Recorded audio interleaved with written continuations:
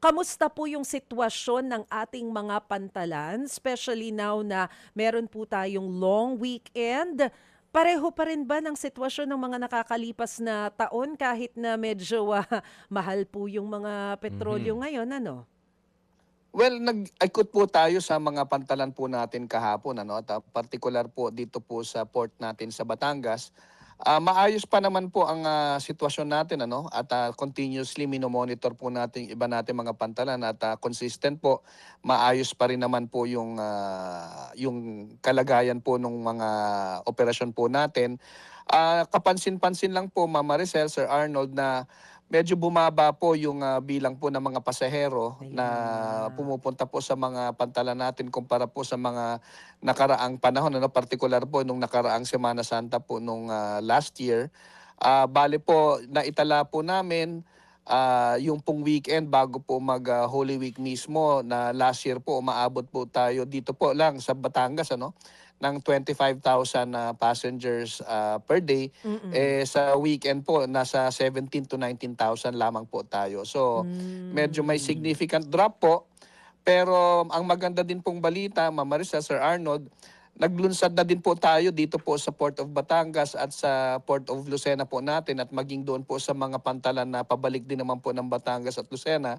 Yung pong tinatawag nating Online Reservation Assistance System o ORAS, Mm. kung saan pwede na pong mag-reserve ng slot po yung mga kababayan natin online bago pa man din po sila pumunta sa pantalan, at pagdating po sa pantalan nila, kung meron na po silang reservation ay bibili na lamang po sila ng ticket. Hindi na po nila kailangang pumila pa ng pagkahaba-haba para lamang po makapila para makabili ng ticket. Mm. Mhm. Sir, yung sinasabi po ninyo over the weekend ay mas kaunti na yung pasahero compared nung last year.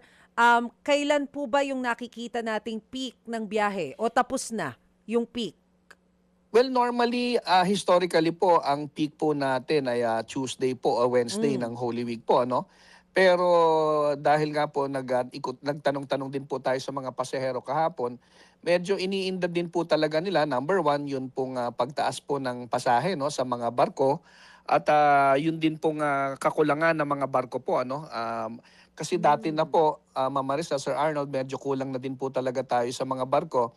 Sa panahon po ngayon, dahil nga tumaas po yung presyo ng krudo, may mga barko po na nagbawas po ng biyahe, at kung hindi man po nagbawas, meron pong ibang mga shipping lines po na medyo bumagal po yung service, ano, meaning Mm.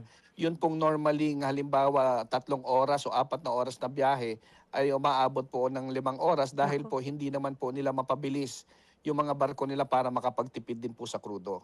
Mga kapatid, para sa iba pang mga balita at impormasyon, sundan niyo po kami sa X, Instagram, Facebook at syempre sa TikTok, True Network PH. Mag-subscribe din po kayo sa aming YouTube channel, True Network. May website din po tayo, truenetwork.ph, at pwede niyo rin po kami mapanood sa Channel 19 ng aming True FM TV. Lagi pa rin makinig sa radyo dito po sa 105.9 True FM dahil dito, laging true sa'yo, kapatid. Dito tayo sa totoo, tunay at tapat.